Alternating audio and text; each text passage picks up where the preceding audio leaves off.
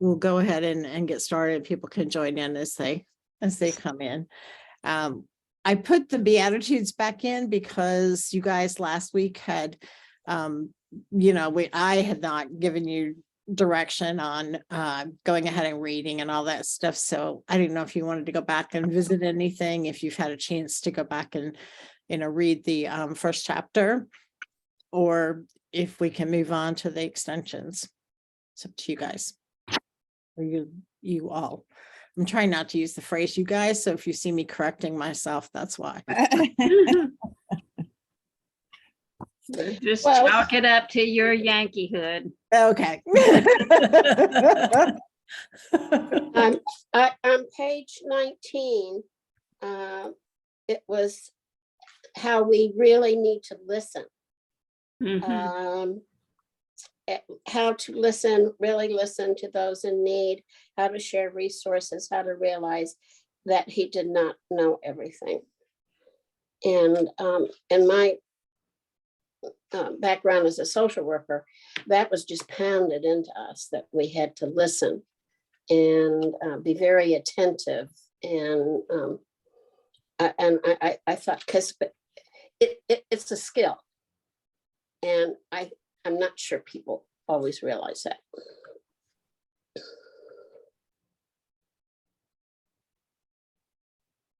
Oh, well, did I say something? No, yeah, it was just Okay, take yeah. time if Very anybody else- definitely. I had that underlined. Mhm. Yeah, I have it highlighted too. Yeah, oh, well, and it's a skill you can learn. I mean, we all had to learn it, so.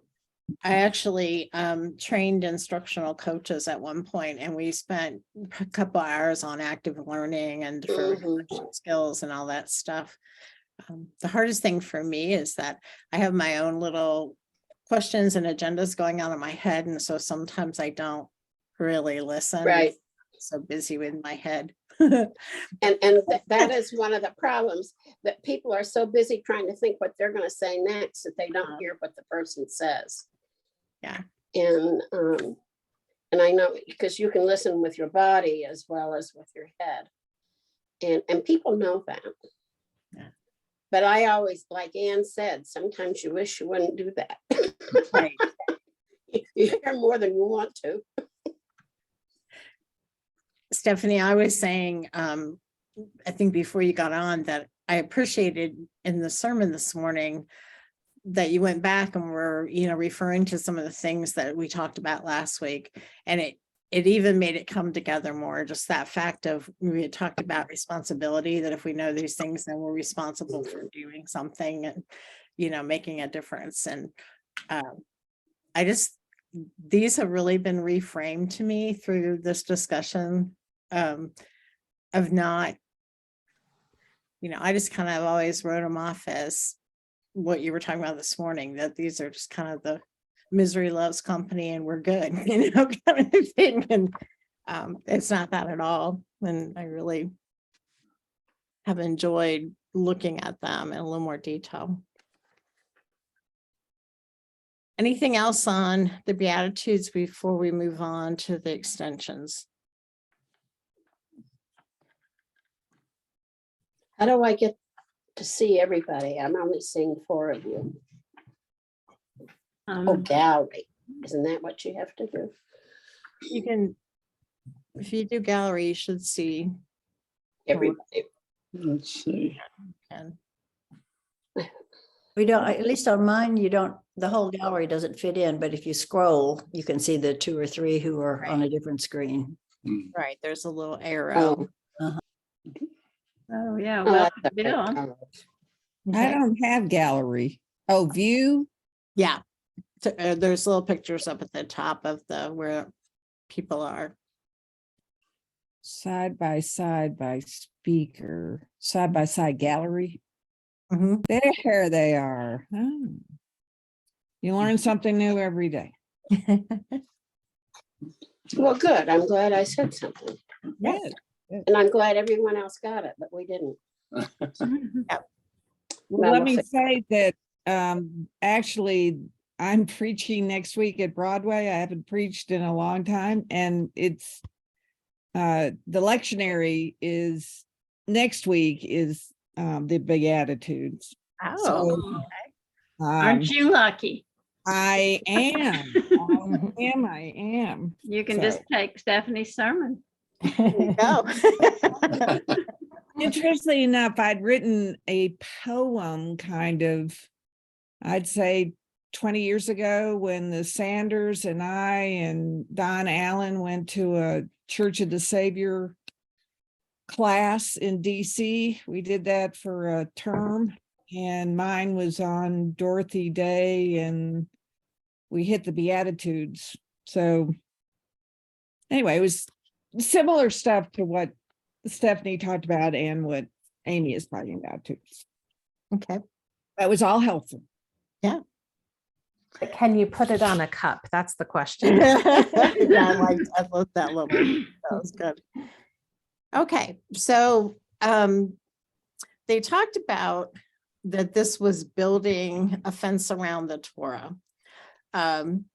And it gave us a lot of information about why she calls these the extensions, because she feels like this is Jesus extending the Torah and the information from there. It's not him talking against it. It's, building upon it and extending upon it. So instead of calling it, is it the y'all can help me anytime now.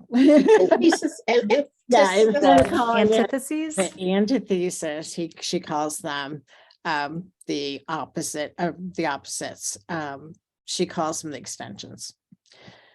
So I don't know much about the Torah, and I just kind of looked it up and found a couple of things about it. I've heard of it. I've heard, I've been to Jewish services, I've been to Passover meals and things like that. But as far as the way she was comparing, things to the, Old Testament, the Torah, the different parts of this, like I don't know how you say it, the Tanakh, which is the first 5 books.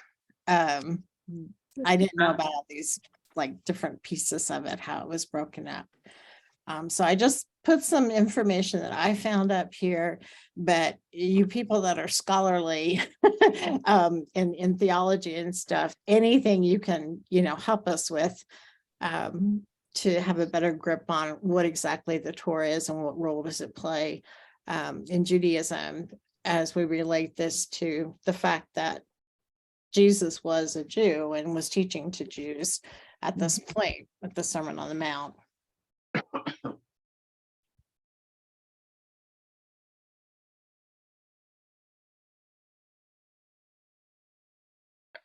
Well, these 5 statements sum it up pretty well. Okay. It's definitely the core of the Hebrew Bible.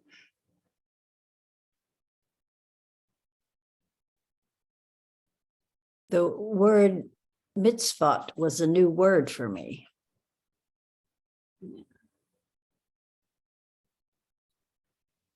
Is the Torah the but they store in a special place? I can't think of the name of that. Yes, The ark. the ark. Yeah. Yes. And it's always in scroll form.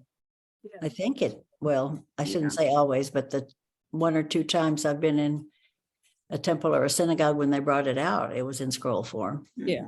Yeah. Well, it's the first 5 books of our Old Testament, essentially. Yeah, I didn't realize that either. I thought it was like our whole Old Testament, was, Mhm. and that was a surprise to me. Yeah. Yeah, I think it's backwards. The Torah refer specifically to the first 5 books, and the Tanakh is the whole Old Testament Hebrew scripture. I think I'm pulling from some getting more distant memories. It says the first 5 books of the Tanakh. So I Right. think you're right, Stephanie. The Tanakh is, I mean, I have a copy of the Tanakh.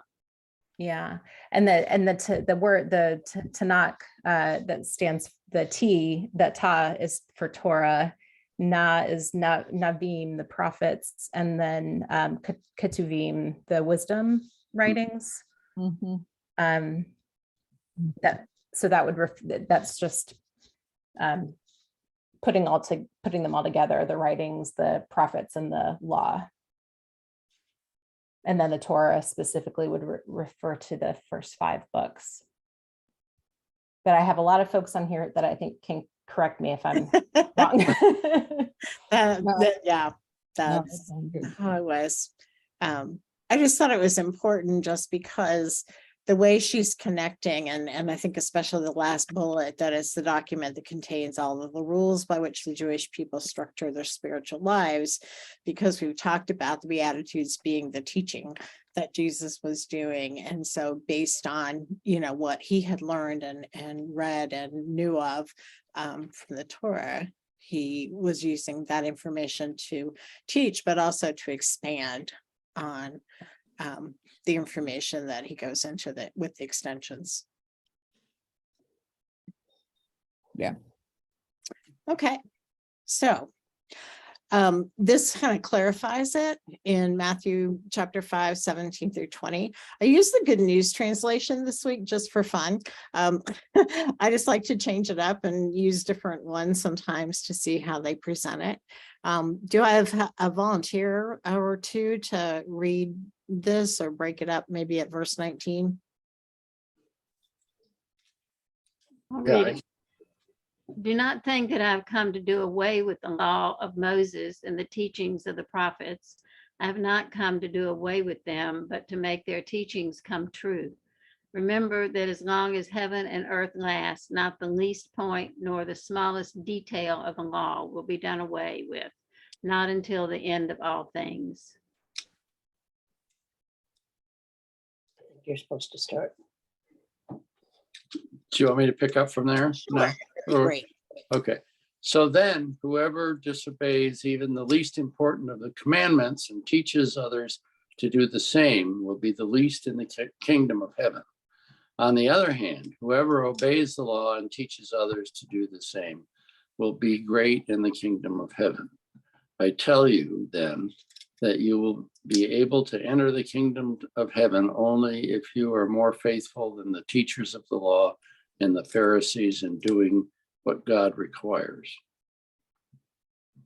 Okay, so this kind of goes back to the kingdom of heaven that we talked about last week, that this is an example of showing us what the kingdom of heaven would be like with these things happening that are presented in the Beatitudes. Mhm. Okay. So we have a choice here.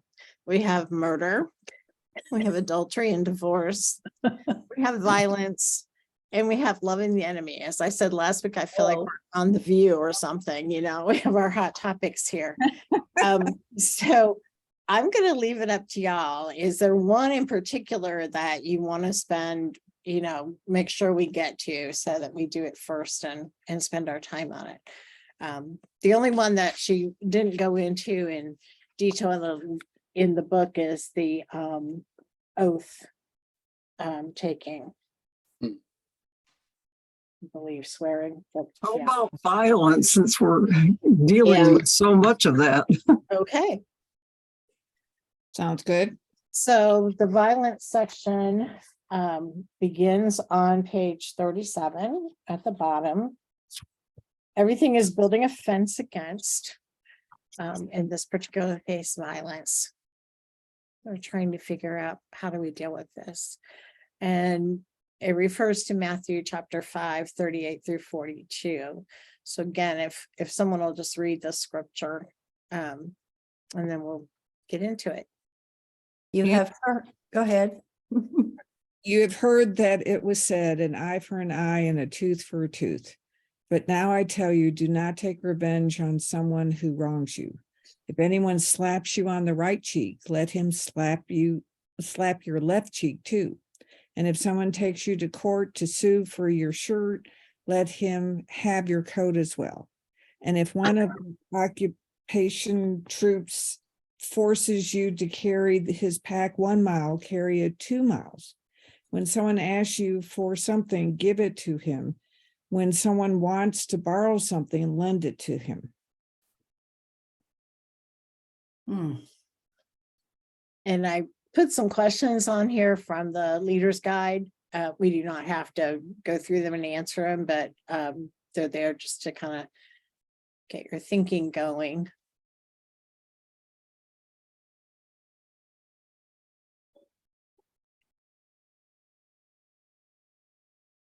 Hmm.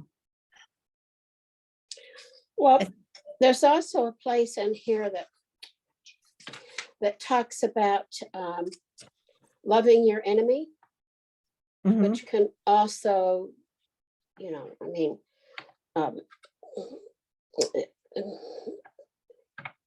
your hate your enemy, but love your enemy.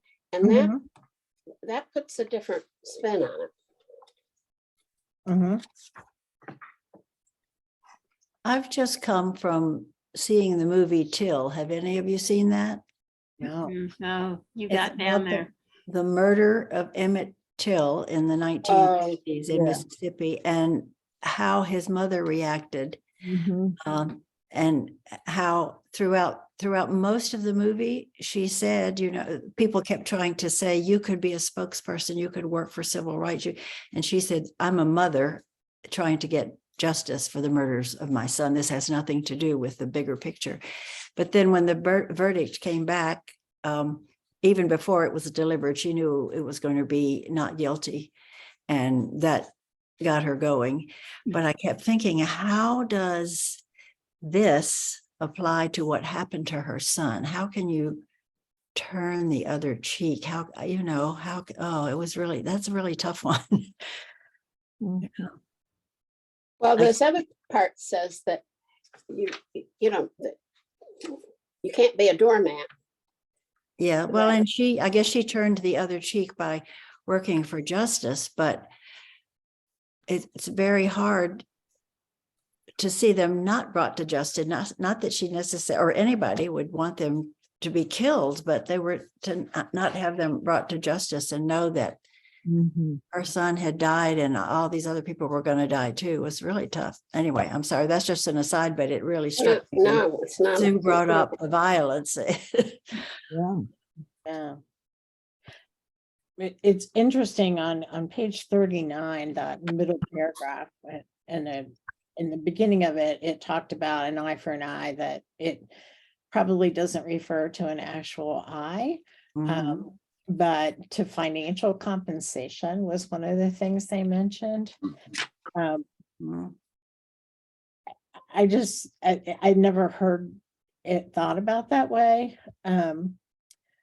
But it That also seemed odd to me. pardon me? I agree. That seemed odd to me too. Yeah,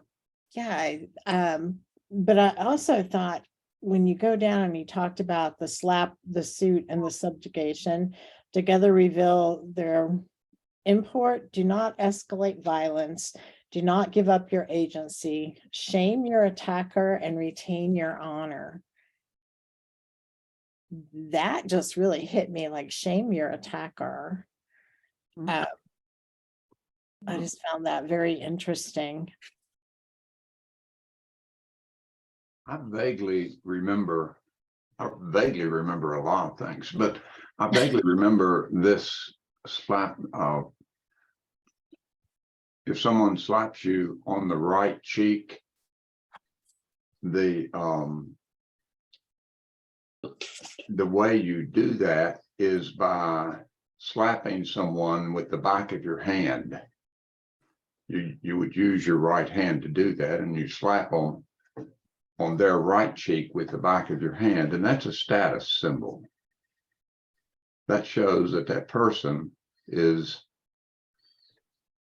more valuable than you, and you are subject to that person.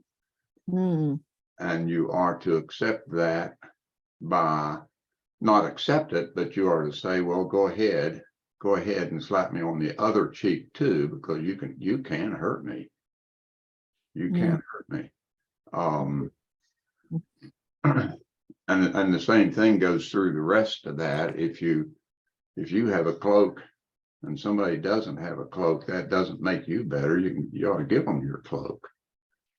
But it's more about status than it is about violence. That's the way that's the way I have taken this. Mhm. When somebody asks you for something, give it to them. Because you have it. You do have something. You do have a cloak. You do have something up there where you get slapped on your right cheek. And if you picture that, it would be a backhand. Mhm.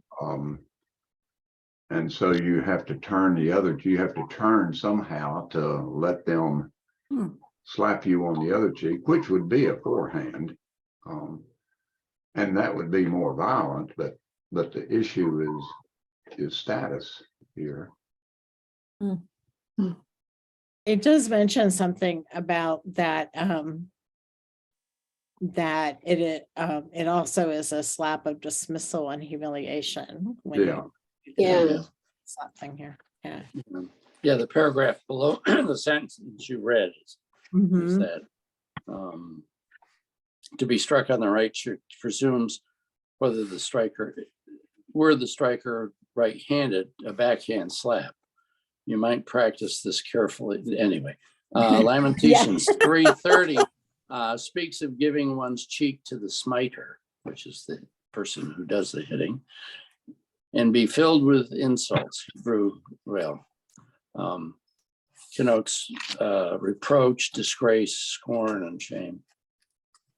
To respond to such a slap, the victim had few options, none of them good. Hitting back escalates the violence, which, given social inequality, could have deadly effects.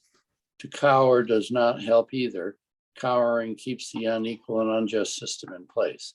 Jesus offers that what the biblical scholar Walter Wink called the third way.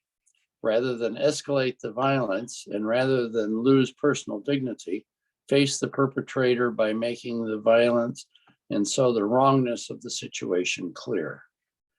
What looks like humiliation to an outsider, being slapped, stripped naked, carrying gear, becomes an opportunity to express agency. By offering the left cheek, the victim resists humiliation by displaying agency and courage.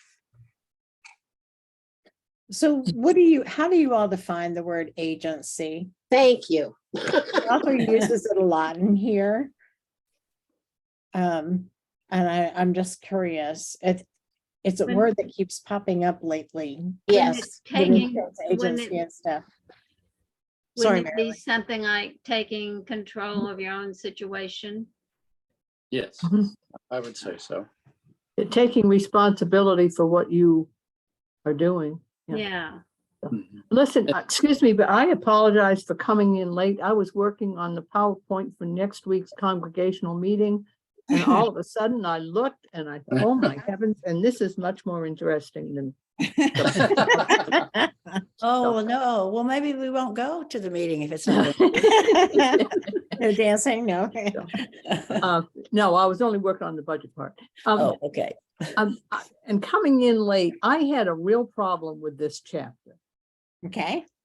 And I don't know what your discussion has been beforehand, but I just felt that there was so much of the parsing words and looking at the derivation of words and the whole idea of building a fence around.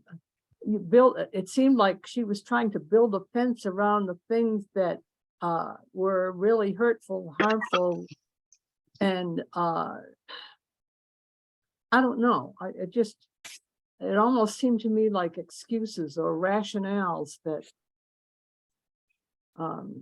didn't make sense. And then I think of what Bill paper and it just said about, you know, the left hand and, or the back of the hand, and I think of that term, the backhanded compliment. Mhm. And, you know, sometimes we say something like that, well, that was a backhanded compliment, you know. But anyway, that's just my impression. And I don't know what the discussion's been, so I apologize, but. Oh, no, that's fine. I think this passage is a good example of the way in which the things that Jesus is saying function as extensions of the law rather than revisions of it or overthrowings of it or rejections of it. And so if you think about this, if you think about the law, the mitzvah, the Torah, as a set of specific regulations that are meant to make it possible for people to dwell with each other in the circumstances where, excuse me, conventional interpersonal power dynamics are in play. In those circumstances, you need these laws. You need the rule that says, hey, you know, if you poke out my eye, I'm going to poke out your eye. Because those power dynamics, the desire to wield power over another person, the desire to elevate oneself over somebody else, need to be checked somehow. And this passage here is Jesus saying, you know, here's a way to completely subvert and overthrow those interpersonal dynamics that make it necessary for us to have these laws in the first place. In other words, if somebody slaps me on the cheek, the reason he's done that is because he wants to assert his bigness, his powerfulness, his domination over me.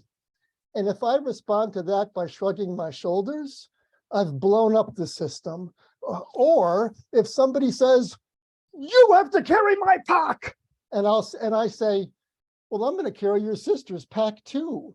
Again, I've blown up the system. And in that sense, Jesus is saying, don't just follow these rules, which are necessary for people to live together, given how we treat each other naturally. Don't just do that, but rather overthrow the impulse to treat each other that way. And it's at that point where you say, whoa, man, this guy's off the wall.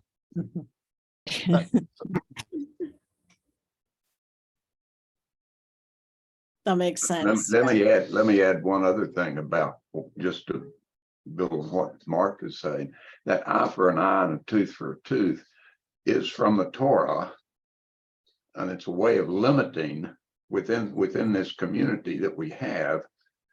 When you take out my eye, I cannot do any more. That I can't hurt you more than that. I can only take out your eye. And if you knock out a tooth, I can't knock out all your teeth. I can only knock out one of them. That's tough to do too. But Unless you're playing hockey. This thing of giving you my cloak too is, you know, I should help you, but I should do more than that and give you my cloak, not just a shirt, but give you my cloak too. And this eye for an eye, we're going beyond eye for an eye. We're going beyond and saying that's just an example of the equality of things. If you get slapped on your cheek, the equality of that is you've got a problem, because this is showing that you're below me.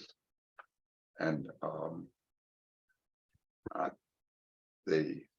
the whole thing is to try to increase our involvement with that other person, with the other people, and not just by the limitations of the law.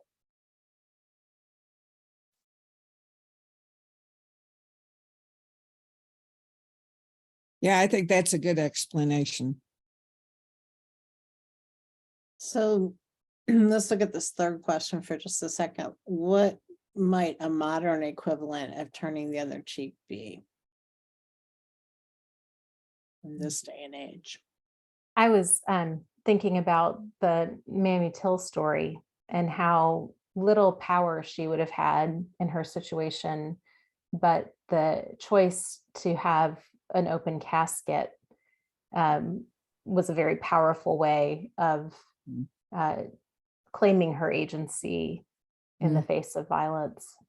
Mhm. Yeah. Yeah. So maybe turning the other cheek in modern day would be you defriended me, but I'm not going to defriend you. You know, Yeah, on except that Facebook- that's not an active, that's a passive, Oh, you know, so it's Pretty not on your part, you know. yeah, I see. Oh, I see. If we're supposed to say that all of these things have consequences and that, you know, we're supposed to, this is supposed to lead us to action. So that would be my only thought on that one. Of course, Yeah. I really don't do Facebook, so I don't know. Well, she says at the very end of that section, you sought to treat me as less than human. I refuse to allow you to do this. I will use my own agency to carry it further, and in the process will humiliate you. There's something about that really bothers me. Well, yeah, I mean, Yeah, our I goal don't is buy not. that. I think Amy's Yeah. going too far there myself. I Yeah. don't think Jesus is trying to teach us to humiliate our I neighbors. don't either. No. I kind of like Linda, I had some problems with that section because that Yeah. came up a couple of times unless I'm reading Mhm. it wrong. No, I think that Amy Jill Levine would be happy if we were arguing with her and saying, Amy, no, Amy, you've gone too far there, Amy. I think that would please her.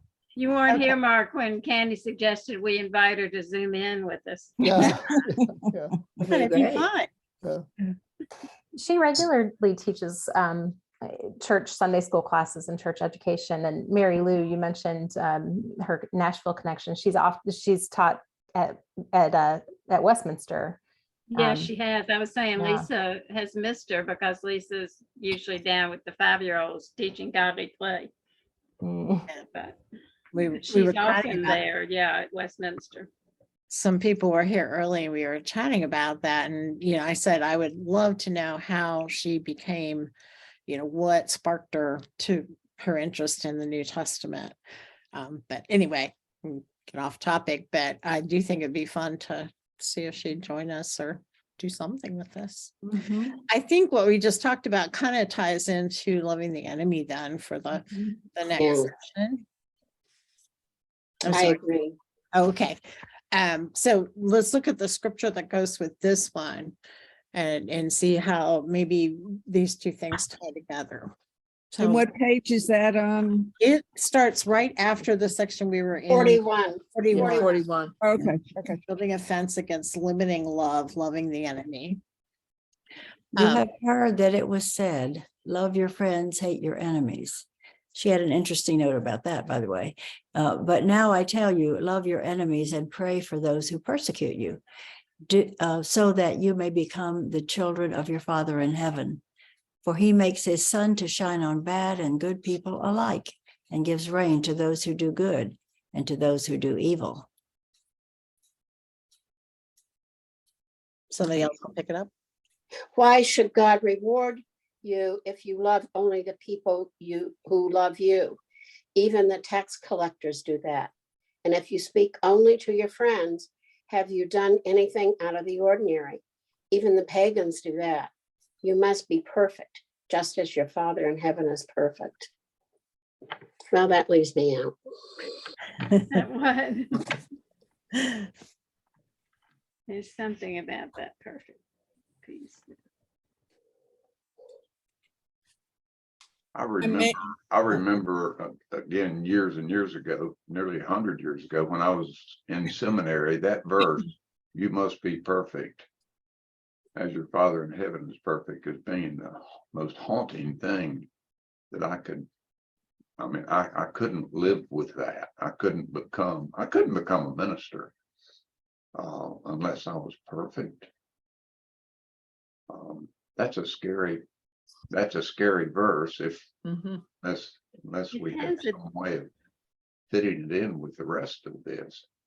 What could perfect mean? Whole, Yes. complete in your personhood and who you are.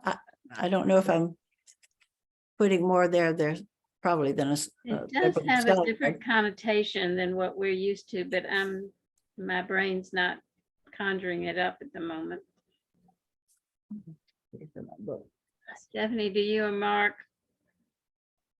Marcus Borg says something like you need to be compassionate as your Father in heaven is compassionate.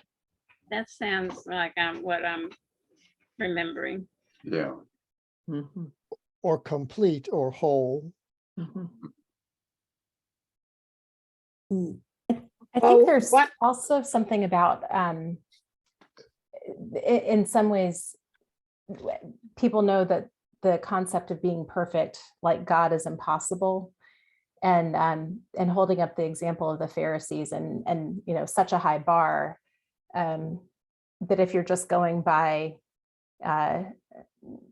judgment, by the way that by fulfilling the laws and doing all the things you're supposed to do, that if it's just going to be works, and then perfection is what you have to attain, which is why we need grace. Mm. And the perfection of God is in God's love and God's compassion. That incorporates both the good and the bad. I mean, that's what this, he makes the sun to shine on the bad and the good. Rains on the bad. There's To do, give up. This part of the wholeness means accepting both the good and the bad within each one of us. So Yeah. being perfect doesn't mean being without fault. Mhm. This one is kind of tough for me in our political realm today. Because when he says about, if you only love the people who love you, well, I have a habit of just surrounding myself with people that agree with my viewpoints on things. And I find that I'm not always very patient with people that don't agree with that. And so I don't know if I use the word enemy, but just that idea of some of the hateful things that are going on today, for me to pray for those people and to follow this is very difficult. It sounds like it shouldn't be, but it is. I mean, when I was reading this, I was like, you are so guilty of not following through on this. I don't know if anyone else struggles with that or not. Oh, yeah. And I think that, I'm sorry. You go ahead.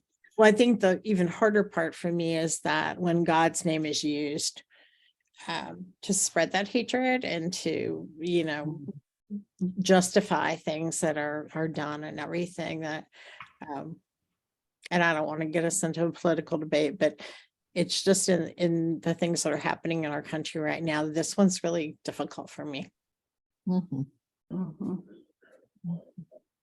It's I difficult find for that me to- idea of praying for your enemies, however they're defined, for me is difficult because it's so easy to put them in compartments. I can pray for one at this level, but if he gets to that level, I don't know. And having seen that movie today, it would have been very hard for me to pray for the Mississippi sheriff and all the people who were perpetrating, so how much is required of us? Right. How far are we to go?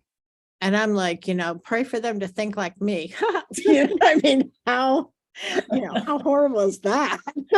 But if you try to deal with your enemy on a personal level, they may not be available. And that also, there's something that in here that talks about that. That, well, and Jesus says that don't feed the dogs if people aren't going to listen. Mm. Am I? Yeah, good point. Yeah. I just think some of these things I haven't experienced on a personal level, like my youngest son is gay, and if someone hurt him, I don't know that I could,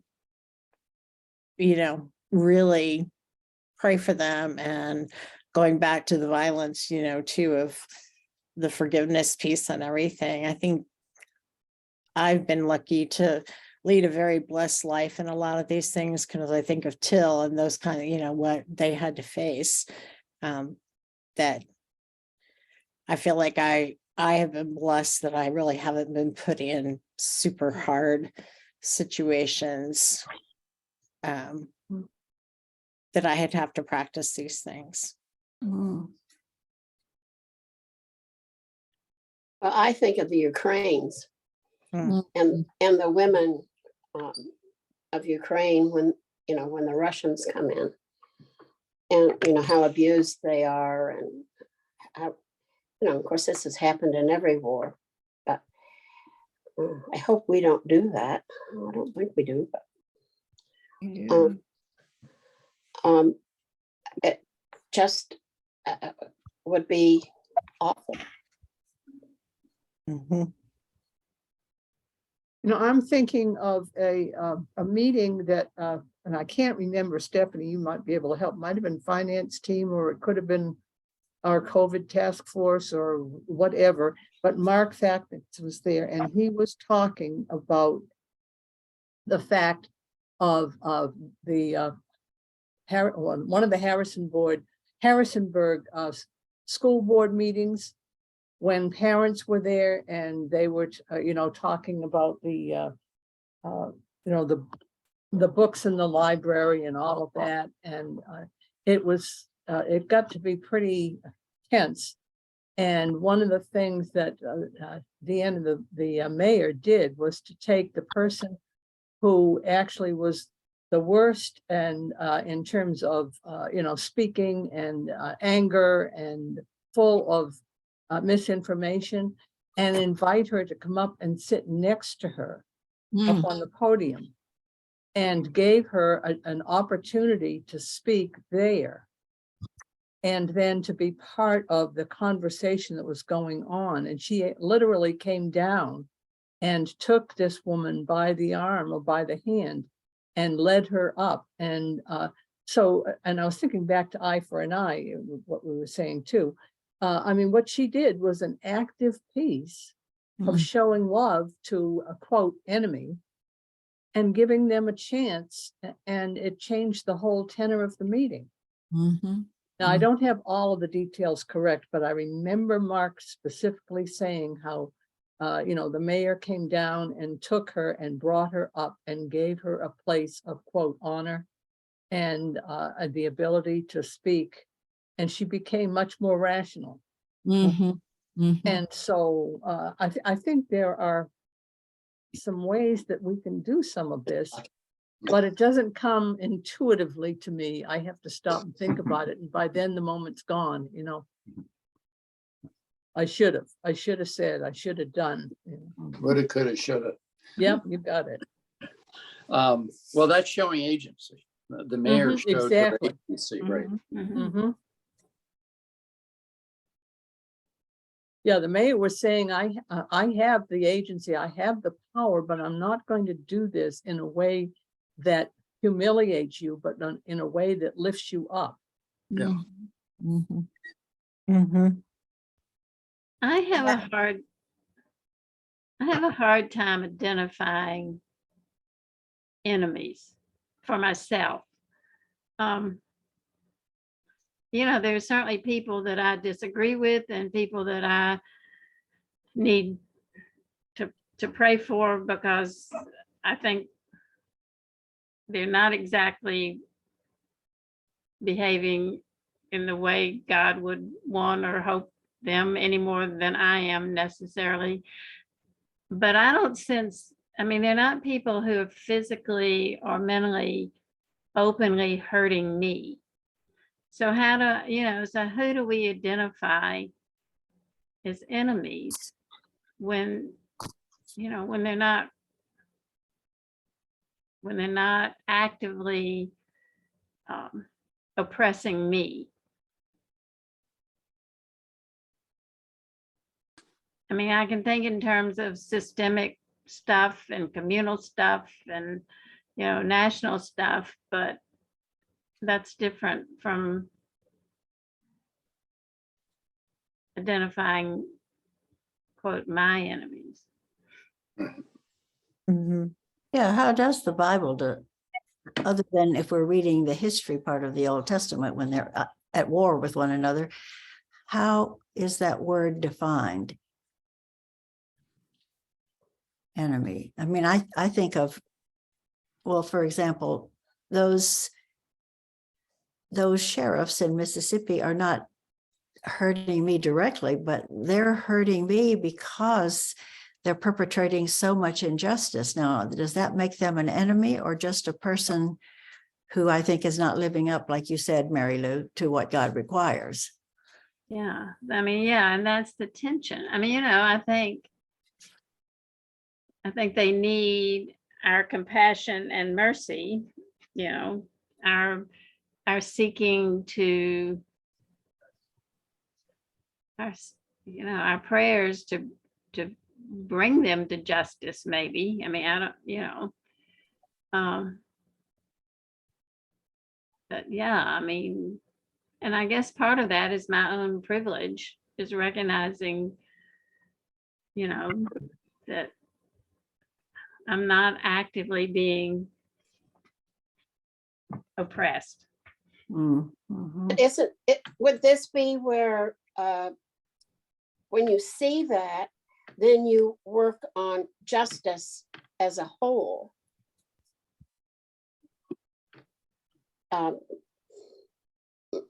But even though it doesn't affect you personally, you try to be an influence for the good. Mm-hmm.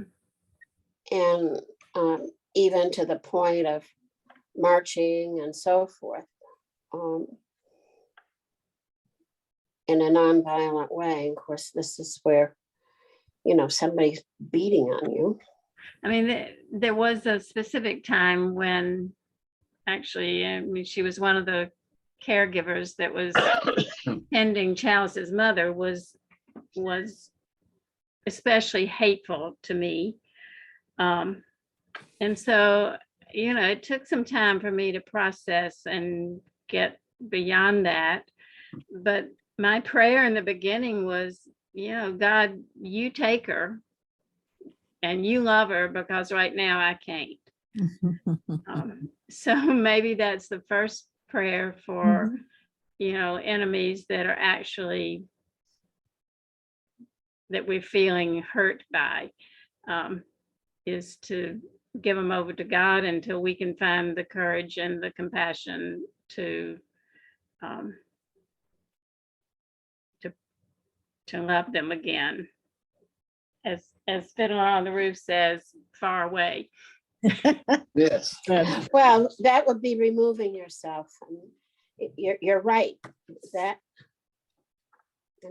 boy, that's the way I've handled it. If I can't come to grips with it through conference or something else, then you just have to move on. Yeah. I thought at the bottom of the page, I'm sorry, Mary Lou. I was just going to say, she wasn't going to be talking to me. There was no dialogue that was going to happen, that's for sure. At the bottom of page 42, she says, to love our enemies as ourselves, which first requires that we in fact love ourselves, is a point that cannot be taken for granted. I think that is very true to remember, because you hear so many people downing themselves. But it also says, it means praying not only for the rival team or the obnoxious boss, but also for the neo-Nazi and the KKK member They too are in God's image and likeness, no matter how deformed that image has become. God forbid that we would descend into that same deformity by rejoicing in the suffering of others, even those whom we would call the enemy. Yeah. So what do you say in that prayer? When you're praying for the Yeah, Nazis and the KKK, how do you begin that prayer? Love that person, dear God, and you love them until I can learn how. yeah, Mhm. that's a great point. Yeah. You I'm hold not them there in your yet. mercy and your compassion, and help me to come to that point. Mhm. I mean, What were you gonna say? yeah. That last part is exactly where the action comes in.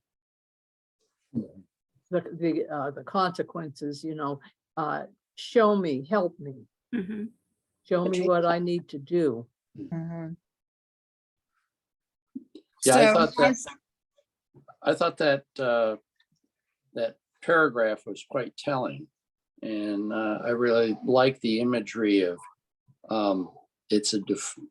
their hatred and evil actions have deformed the image of God within them. Mhm. Mhm. And that we need to guard against by reacting to what they're doing in a way that makes us as bad as they are. Mhm. Is it the Methodist thing or the Hillary Clinton thing or the Obama thing, wherever it came from, when they go low, we go higher? Yeah. Yeah, exactly. I think Yeah. that's So how do we pray for Putin? Putin's not gonna listen. Well, we're not praying to Putin, we're praying to God for Putin. For Uh, Putin. well, No, yeah. I'm glad we We're gonna be clarified. asking God to speak to Putin, and he's not going to listen to God. Well, and he views himself as being very religious. Oh, yeah. And so therein is the whole thing over here that we were just talking about. And it's when you feel so righteous and so entitled, and it just doesn't occur to you that you're wrong. So you have, and then I can't find it, but there's some place in here where it talks about meeting up with people, which is actually a peace conference where you try to bring forth the sides and Mhm. through coercion, and I'm not sure coercion is the right word, but yeah, persuasion and so forth. You try to right the situation.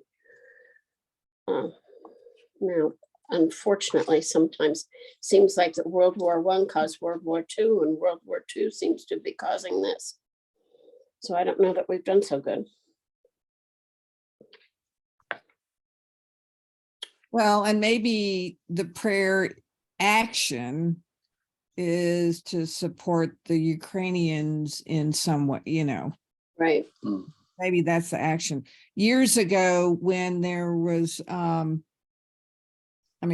say this is in the early 90s, when there was a hotline, I think it was, for gay individuals and, to seek help and support. And it was just full, people call and say ugly things to the person on the other end.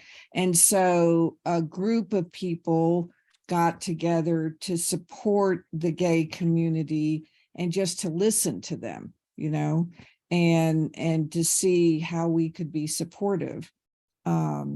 So and there were people there some ministers who were a little skeptical of that at first. And I wouldn't say they were necessarily enemies, but, they needed to have some face-to-face reality checks. Mary Lou was part of that group too. Yeah, the allies. The allies, yeah. It was a So trying to get people together is difficult. But at times we've done with the Muslim community, we've done that some after 9/11 and things. Anyway, Well, it can be done. let's do our closing prayer together and then we'll talk about where we want to go from here. You can join me in prayer, please. Keep us Yes, vigilant, oh oh God, God, against Against anything anything that that seeks seeks to to destroy destroy or or diminish diminish the the fullness fullness of of life life together, together, for which you which you choose choose us. us. Keep Keep us us close to you you and and to to our our neighbors, neighbors, and and never never so so far far from from strangers, strangers, and and even even enemies, enemies that we fail fail to to extend extend love love to to them. them. Amen. So we have, we didn't touch on murder and divorce and adultery. Do we want to tackle those three next week? Or do we want to move on to chapter 3, which is about the salt of the earth, the light of the world, of practicing piety? What do you I- guys think? This is kind of, so among this group, I know, several of you have experienced divorce. And so I guess I would be interested if you were willing just to share, how these particular scriptures have impacted your faith journey, because I found them very difficult. Mhm. Okay. Well, why don't we'll circle back and we'll talk about the So, if people are willing to share that, and if they're not, I understand that, and Yeah. we don't Yeah. need to dwell on it. great, no. You have to move on. Let's do that and let's go ahead. Chapter 3 is not super long. Yeah, but I agree, we should go ahead with chapter 3 because otherwise we'll look so Yeah, far go ahead behind. and read chapter 3. And We- we'll kind of, like I said, kind of just as we go, we kind of adjust and, want to get through things. But I really want to make sure we honor our time period for everybody and as far as the 4 to 5. Okay. Thank you Okay. so much. Yeah. Thank I you love very this. much. Thank you. Fun. I mean, it's really Great. interesting. So, Well, thank you for allowing me to join you. oh, yeah. Absolutely. The merrier. I don't even have the book, but it's good to listen. I don't need the book if I can listen to you all. Sure. Thank you. Right. Everybody have a good I week. didn't intend to talk so much. I wanted Oh, please do. That is the whole thing behind this. I want people to talk. Yeah, Mhm. definitely. Thank you, Yeah. Thank you. Candy. Rob, and bye. You're doing a great job. Thanks. Oh, no.